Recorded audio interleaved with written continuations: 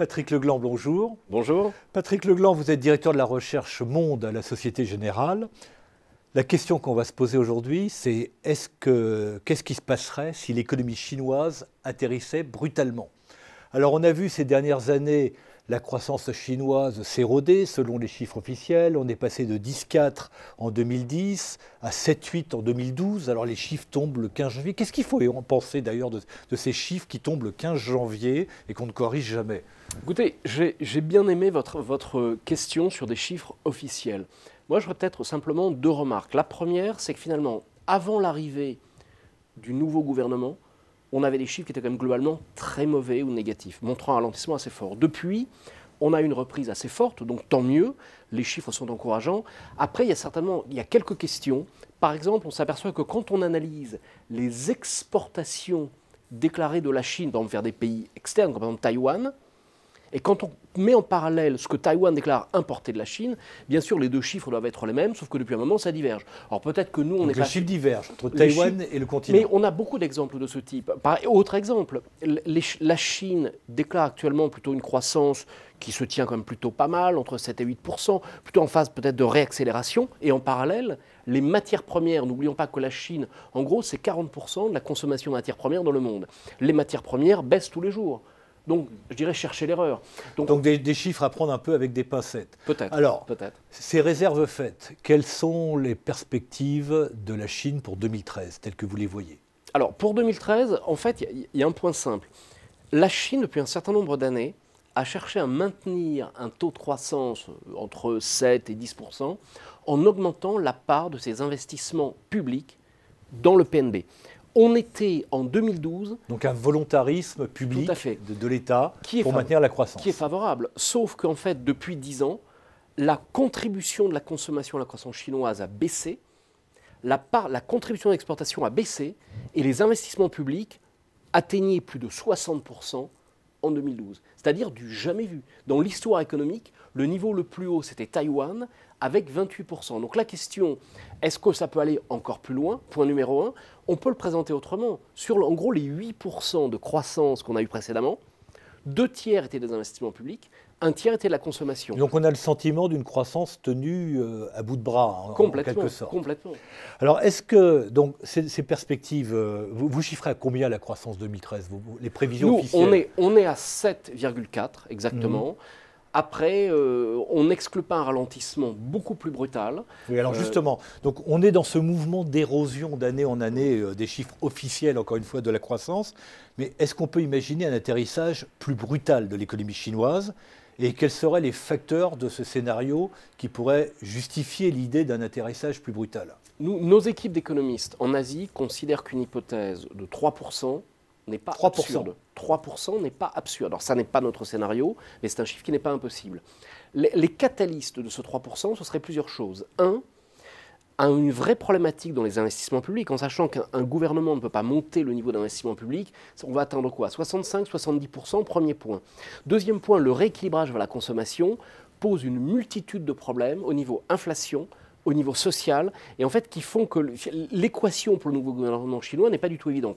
Et troisième point, vous allez me demander très certainement, est-ce que le gouvernement ne peut pas faire un nouveau plan de relance pour soutenir l'économie et je dirais donner satisfaction au peuple chinois?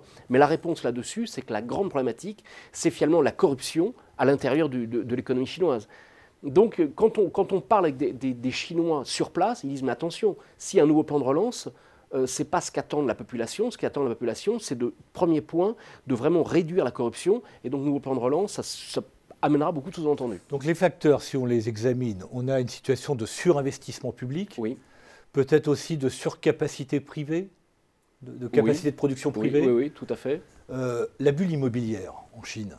Alors, la bulle immobilière, je dirais que c'est les mêmes causes qui produisent les mêmes effets. C'est-à-dire qu'on a eu pendant un certain nombre d'années des taux d'intérêt réels négatifs qui ont créé une bulle immobilière. C'est exactement l'Espagne ou l'Irlande en son temps. C'est la même chose. Et d'ailleurs, l'Asie avait connu ça avec l'Asian Tiger sur la période 96-2000.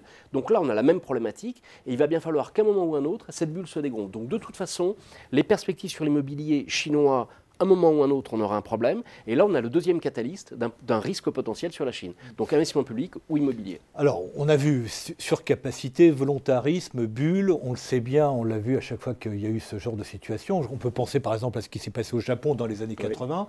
À un moment donné, il y a une étincelle qui fait tout sauter. Qu'est-ce que pourrait être l'étincelle qui ferait tout sauter? Alors, l'étincelle, il y a plusieurs points. C'est soit un ralentissement d'exportation, comme on l'a aujourd'hui, premier point. Deuxième point, l'étincelle est peut-être déjà en train de se produire, parce que derrière des chiffres qui sont très favorables, à nouveau, la consommation de matières premières est en train de baisser fortement. Donc on voit bien qu'il y a un vrai problème sur la demande intérieure. Troisième point, ça peut être l'immobilier lui-même. Et quatrième point, c'est les créances douteuses. C'est-à-dire qu'au niveau, il faut voir que ces investissements publics sont portés par les régions avec un niveau de ce qu'on appelle les non-performing loans, c'est-à-dire de créances douteuses, qui sont sur la base des informations modestes que nous avons. Ces chiffres ne sont pas bons. Alors dans la situation chinoise, tomber à 3%, c'est une véritable catastrophe. Oui. Quelle serait la réaction des autorités? Qu'est-ce qu'on peut imaginer en termes de politique budgétaire, de politique monétaire, mais aussi quelque chose qui nous intéresserait directement en termes de politique de change? Alors, sur ces points, la marge de manœuvre n'est pas si énorme que ça, parce que quelque part, le yuan est déjà en fait un niveau sous-évalué, c'est-à-dire imaginez une baisse du yuan, même si le yuan s'est réapprécié depuis quelques années, les Américains, les Japonais ne resteraient pas bien sûr inactifs, ça c'est le premier point. Deuxième point, oui, il peut y avoir une baisse des taux, mais cette baisse des taux serait là pour stimuler l'investissement public. Est-ce que c'est vraiment ce qui est recherché? Donc finalement, la marge de manœuvre n'est pas si énorme que ça. Le point, à nouveau, c'est de se dire, dans ces 8% de croissance chinoise, on a 5% c'est du public, 3% c'est de la consommation. Comment faire pour que ces 5% publics reviennent sur la consommation? Et ça, c'est un process qui sera sur 10 ans, 15 ans, 20 ans, mais pas en 2 ans.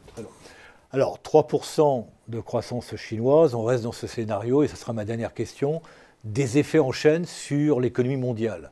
Quels seraient les principaux effets en chaîne? En fait, au risque de vous surprendre, peut-être aussi des bonnes nouvelles. C'est-à-dire, effet en chaîne, en gros, moins 0,6 à moins 0,7% d'impact sur l'économie mondiale. Donc, bien sûr, le ralentissement de la croissance chinoise serait douloureux pour le reste de l'économie. Mais pas catastrophique. Mais par contre, ce aurait un impact déflationniste. C'est-à-dire que ça permettrait aux États-Unis de repartir de manière peut-être un peu plus vertueuse, sans risque d'inflation, puisque bien sûr des matières premières qui seraient plus faibles, et ça, ce serait favorable. Donc ça veut dire qu'au niveau même peut-être des investisseurs ou des marchés financiers, là, il y aurait peut-être, après ce moment d'inquiétude ou peut-être de petite panique, après une Nous aurions un contre-choc sur les matières premières et peut-être les produits pétroliers. Tout à fait, tout à fait. Et c'est d'ailleurs ce qui se produit actuellement.